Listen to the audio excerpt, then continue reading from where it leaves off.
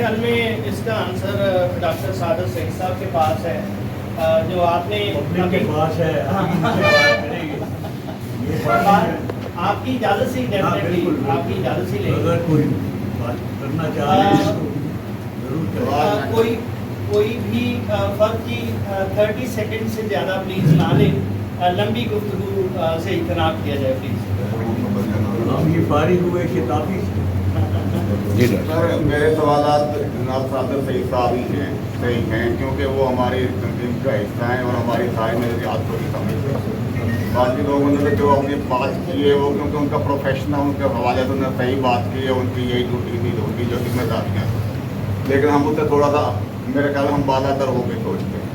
ہمارے defence minister نے بیان دیا ہے کہ جہادی افغانستان میں ہمارا سلیبس جو ہے امریکہ کی یونیورسٹی میں تیار ہوتا تھا اور ہم اس پر شرمندہ ہیں. ہم بھی اس کا حصہ ہیں. اب اس کے لیے میں سوالات شروع کروں گا کہ ترقی پسندوں نے جو ہے وہ نیشنلزم کو تو نہیں مانتے, وہ انٹرنیشنلزم کو مانتے ہیں. وہ تو بٹوارے کے خلاف تھے, وہ آزادی کو انہوں نے بٹوارا ہی کہا, انہوں نے اس کو کبھی نہیں مانا. اور جب پاکستان بن گیا تو جگن ناتھ آزاد کا قومی ترانہ تھا, قائد اعظم فوت ہوئے, اگلے دن وہ تو ختم کر دیا گیا اور ابھی زیادہ نہیں کا قومی ترانہ شروع کر دیا. پھر 28 جنوری 1948 کو سیکرٹری اطلاعات محمد علی نے مولانا مودودی کے لیکچر شروع کرا دیے ریڈیو پاکستان پہ. وہ میرے خیال قائد اعظم سے بھی اجازت نہیں دی اس نے. پھر 1949 میں قرارداد مقاصد پاس کی گئی جو ہمارے سلیبس کا حصہ بنیا. اس میں ملک کو اسلامائزیشن کرنے کی کوشش کی گئی, جبکہ ملک میں 25% آبادی بنگلہ دیش میں تو نان مسلم کی بھی تھی, ان کو بھی اسلامائز کرنے کی کوشش کی گئی تھی. پھر 1956 کے آئین میں پاکستان کا نام اسلامی جمہوریہ پاکستان رکھ دیا گیا. 1973 کے آئین میں متحدہ پاکستان اور اسلامیات کو سلیبس میں شامل کروایا گیا, لیکن بھٹو صاحب نے شامل نہیں کیا. وہ ضیاء الحق کے دور میں 1980 میں شروع ہوئے متحدہ پاکستان, اس نے باقاعدہ شامل کر دیا. اس کے بعد پھر افغان جہاد شروع ہوتا ہے. اس میں یہ ساری جو تبدیلیاں ہوئی ہیں جو وہاں سلیبس تیار ہو کے آیا ہے, ہمیں تو نہیں پتہ اس بارے میں. صاحب صدارت سے امید ہے کہ انہیں پتہ ہوگا کہ کس طرح سے وہاں سلیبس آتا تھا اور اس میں کیا ہوتا تھا. ایک بات یہ تھی کہ 73 کے آئین میں جو بات کی گئی تھی کہ طاقت سرچشمہ اللہ تعالیٰ کی ذات ہے. یہ تھیوروکریٹک ریاست کا آئین ہو سکتا ہے, یہ ایک ڈیموکریٹک ریاست کا آئین نہیں ہو سکتا. لیکن چلو شکر ہے کہ پیپل پارٹی نے تو اس بات کو نہیں مانا. ان کے تو اپنا منشور میں یہی رہا تھا کہ طاقت کا سر چشمہ عوام ہے. تو میں ان سوالات کے جواب ثابت کرنا چاہوں گا. اور کوئی دوست ایک ایک کر کے سوال کا جواب سر چلتا رہے. نشان صاحب میں بات کروں جی سوال کیا تو میرا خیال ہے سوال ہی کہا ٹھیک ہے وہ ریپیٹیشن سے بچنے کے جی لیے. ٹھیک ہے. صرف ایک سوال, ایک بات تو طے ہوئی آج کے اس ڈائلاگ سے کہ جو روٹ کاز ہے وہ کچھ اسٹیبلشڈ ہمارے ہاں جو لیڈ ہے اسے اسٹیبلشمنٹ کہہ لیں گے, اس کے اندر بیوروکریسی بھی آ جاتی ہے, فوجی سروسنگ بھی آ جاتی ہے, ہماری ایلیٹ کلاس بھی آ جاتی ہے. That is the basic cause of all the events. تو سوال یہ ہے کہ وہ جو بھی بات کہی تھی کہ اس سسٹم میں رہ کر کیسے ہم اس کو ٹھیک کریں گے. آئی ڈونٹ تھنک کہ اس سسٹم میں رہ کر ہم, یہ ایسے ہی ہے کہ کوئی گھڑی کا پرزا گھڑی کے اندر رہ کر اس گھڑی کو ٹھیک کرنے کی کوشش کریں. مکینک ہوتا ہے جو باہر ہوتا ہے, مکینک کچھ بھی ہو سکتا ہے, وہ سسٹم ہم لوگ ہو سکتے ہیں. سو ڈو یو تھنک کہ یہ جو نظام ہے جب تک یہ تبدیل نہیں ہوتا تو یہ نظام تعلیم نصاب کے ہوتا ہے, چھوٹی چھوٹی چیزیں ہیں, یہ کیسے تبدیل ہونا ہے ادر دین صرف باتوں کے, اس کے لیے کیا کرنا پڑے گا, بیکاز اب اس کی بڑی ضرورت ہے. اور کوئی دوست؟ جی راشد سب اسناد آپ کی اجازت سے پاکستان میں نصاب سازی کے سماجی اثرات کے حوالے سے پریزیڈیم میں موجود احباب نے اپنے اپنے خیالات کا جو اظہار کیا ہے. پاکستان میں موجود جو سماجی طبقات ہیں اس میں زیادہ تر طبقہ جو ہے وہ پھٹا لگانے والے ہیں. اب جو پھٹا لگانے والے جو ایجوکیشن حاصل کر رہے ہیں اور اس میں جو پرائیویٹ سیکٹر جو اپنا حصہ ڈال رہا ہے وہ سوائے رٹا سسٹم کے علاوہ کچھ نہیں کرتا, اور وہ ایسی پروڈکٹ تیار کر رہا ہے جس کا تعلق سی جی پی اے کے ساتھ ہے سر, اور رٹا سسٹم کے ساتھ ہے. تو ہم جو نسل پیدا کر رہے ہیں جو یونیورسٹیوں میں جا رہے ہیں وہ CGPA کے چکر میں ہیں، اور جو FSC تک کی ایجوکیشن ہے سر وہ نمبروں کی دوڑ میں لگے ہوئے ہیں۔ تو سماجی اثرات پیدا کرنے میں ہم جتنے بھی اساتذہ اور ایجوکیشن سے ریلیٹڈ ماہرین موجود ہیں، پڑھانے والے بھی موجود ہیں، تو جب ہم خود ایک کلونیل سیٹ اپ کے مائنڈ سیٹ میں رہتے ہوئے چیزوں کو پروڈیوس کر رہے ہیں، تو سر پھر وہ آپ والی بات ہے کہ ہم سسٹم کے اندر رہ کر اپنی فکری نشست جو ہے یا کریٹیوٹی جو ہے، سر ایسا کرنے والا ٹیچر اگلے دن سسٹم میں نہیں ہوتا، اس کی جگہ ایک اور اڈا لگانے والا موجود ہوتا ہے۔ تو میرا پریزیڈیم سے یہ سوال ہے کہ اس جو کام چل رہا ہے اس کو کس طرح جو ہے منیمائز کیا جائے۔ شکریہ۔ اور کوئی دوست بہت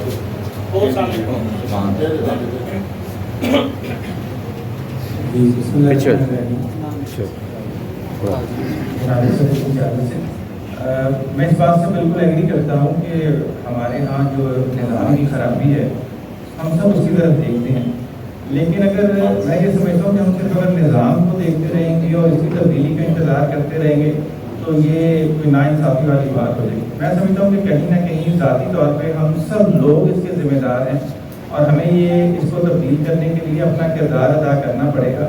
ہم بچپن سے دیکھیں کہ ہم اپنے بچوں کی تربیت کرنے میں کہاں کمی کر رہے ہیں کہ بڑے ہو کے انہی لوگوں نے نظام سنبھالنا ہوتا ہے، معاشرے میں کردار ادا کرنا ہوتا ہے۔ ہم بہت ساری چیزوں میں اپنے بچوں کو فیسیلیٹیٹ کرنے میں کمپرومائز کر جاتے ہیں، ان کو فیسیلیٹیٹ وہاں پہ ہم اپنے لیے ساری چیزیں درست سمجھتے ہیں۔ وہی چیز بچے جب بڑے ہو کے نظام سنبھالتے ہیں اور کرپٹ سسٹم کا حصہ بنتے ہیں تو پھر ہمیں اعتراضات سامنے آنے پڑتے ہیں۔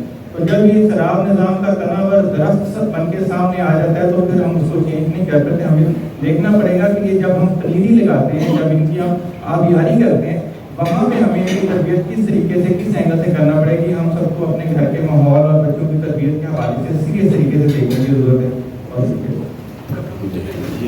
ڈاکٹر شاہد اشرف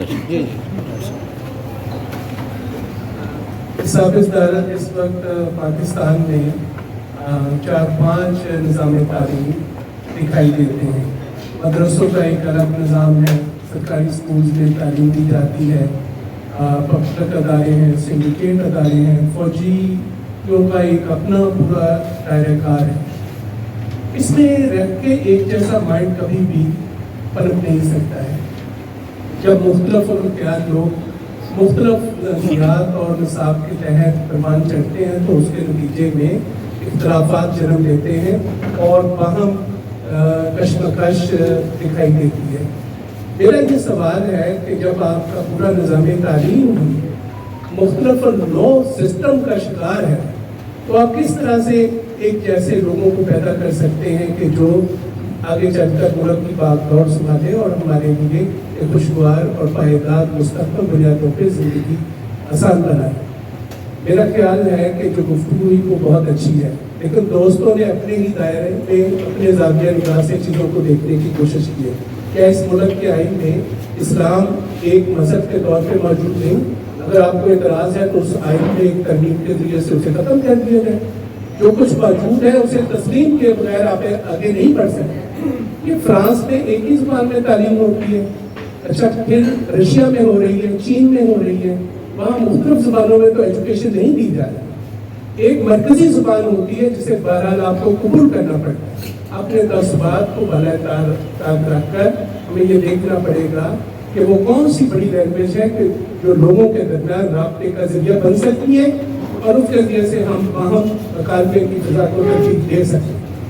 یہ جو کہا جا رہا ہے کہ ہمارے یہاں مختلف سطحوں پہ، جی بالکل وضاحت کی جائے، مختلف سطحوں پہ جو باہمی چپکلش دکھائی دیتی ہے، اس کے پیچھے وہ مائنڈ سیٹ بھی تو موجود ہے جو اپنے دائرے سے باہر نکل کے دیکھنا ہی نہیں چاہتا۔ آپ ایک بڑے سیلانیوں میں جب چیزوں کو دیکھیں گے تو چھوٹے چھوٹے اختلافات کو بلا کر آپ ایک مرکزی دائرے میں شامل ہو جائیں۔ ہم اپنے تعصبات سے باہر نکل کر چیزوں کو دیکھیں گے تو ہمارے لیے زیادہ آسانی ہوگی۔ Thank you. میں اپنی بات کو میر تقی میر کے شعر کی صورت میں آغاز کرتا ہوں۔ میر کیا سادہ ہیں، بیمار ہوئے جس کے سبب उसी अवतार के लौंडे से तो आ लेते हैं। लेकिन इससे कम से कम ये हुआ कि हमारी जो अंजुमन तरकीब मुसन्निफीन और इनकी सारी टीम जो है, इनकी हुस्न नीयत जो है, और इन्होंने इतने अरसे बाद इस हवाले से इस मौजू की अहमियत को महसूस किया, और जो बेस्ट पॉसिबल इस वक्त हो सकता था। आप जो प्रेसिडियम में मौजूद जो हस्तियाँ हैं, आपने इंतहाई दयानतदारी से अपना एक, जिसमें दयानतदारी के साथ एक सगैसिटी भी थी और एक दर्दमंदी भी थी, तो आपने जो इजहार किया, इससे बेहतर होता कि इस वक्त जो मौजूद लोग हैं जो सर्व करते हैं, ताकि आप उन तक अप्रोच करें और उन्हें आप टारगेट करें। यहाँ टारगेट से मेरी मुराद तीर अंदाजी का टारगेट नहीं आई, ताकि वो इन बातों और इन तजावीज़ को एक मुस्बत अंदाज में लें। इकबाल ने कहा था कि गला तो घोंट दिया अहले मदरसा ने, कहाँ से आए सदा ला इलाहा इल्लल्लाह। यहाँ मेरी मुराद अहले मदरसा से मुराद फंडामेंट। जी मेरी बात ख़त्म हो, मैंने नहीं कहा।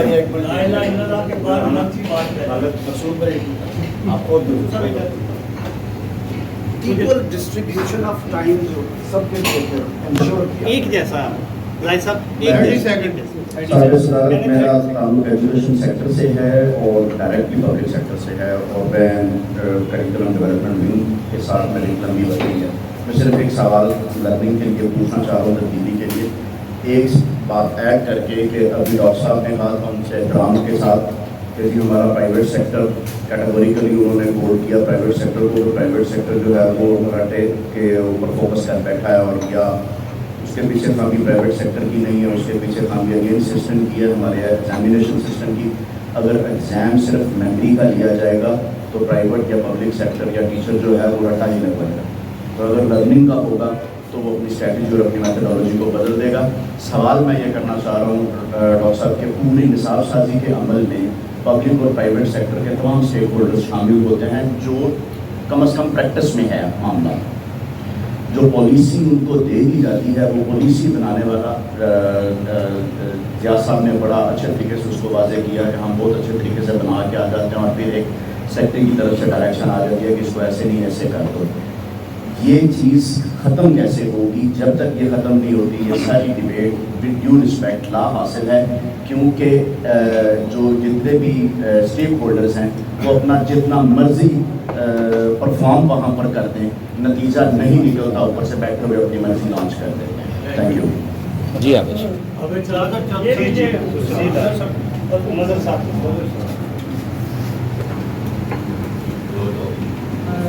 जी सर, जैसा इस तरह है कि निसाब सर्वे जिस तरह से की गई है उसके असरात हम देखते हैं।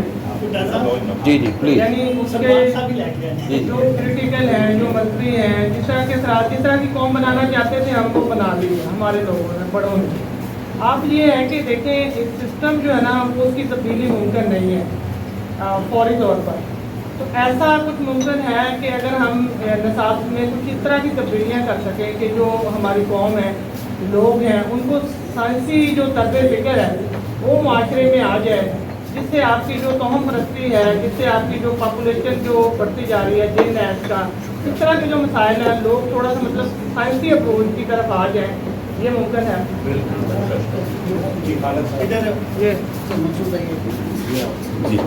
आपको सॉरी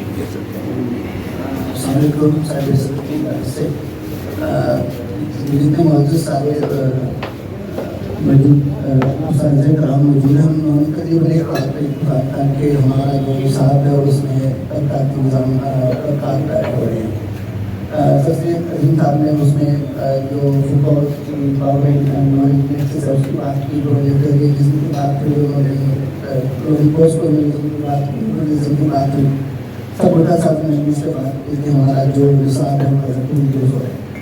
सवाल मेरा ये है कि क्या हमारे इस जो हमारे इसकी प्रोग्राम का जो हमारे तबकात में से जो एक एलिट तबका था, या जिसको एस्टेब्लिशमेंट भी कह सकते हैं, उन्होंने प्रोलेटेरिएट या वर्किंग क्लास को क्या तो निसाब मैनिपुलेट नहीं किया, क्योंकि जब तक हमें स्टेट की पॉलिसी कश्मीर देहात की थी, हमारा जो सिलेबस अकॉर्डिंगली डिज़ाइन था, लेकिन जब हम अमल की आशा की तरफ आ गए तो हमारा जो सिलेबस अकॉर्डिंगली पर्च कर दिया गया।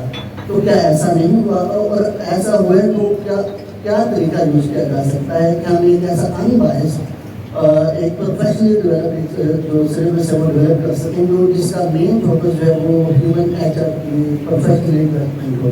Thank you sir. मिर्जा साहब आपकी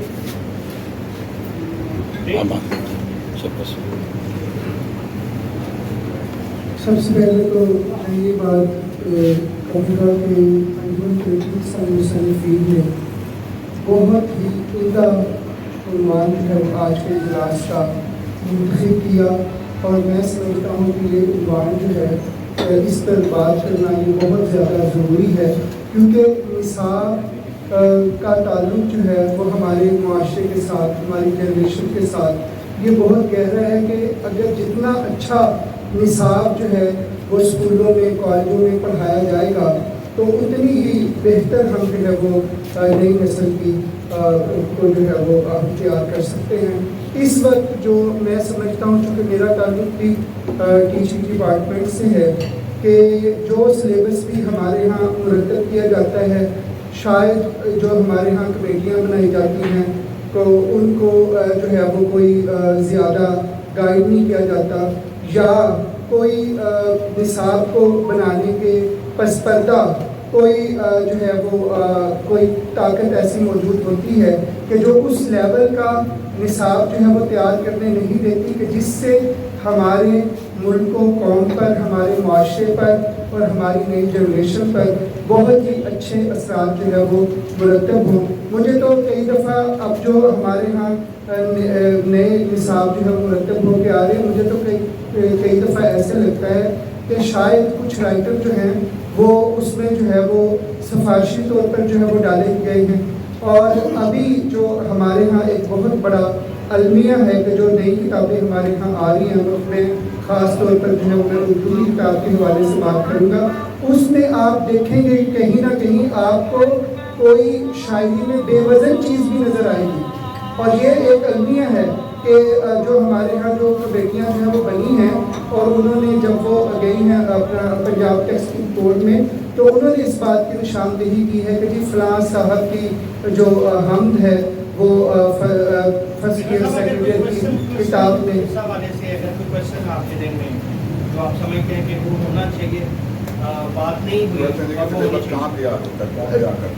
क्वेश्चन तो फिर यही है, सब सीनियर लोग बैठे हैं, साहिब इख्तियार लोग बैठे हैं कि हम कैसे जो है वो ऐसा निसाब मुरतब कर सकें कि जिससे हमारी जो नई जनरेशन है उस पर जो है वो बहुत ही अच्छे असरात जो है मुरतब हो। मेरा ख्याल है नौजवान से ले लें। बहुत हो गया।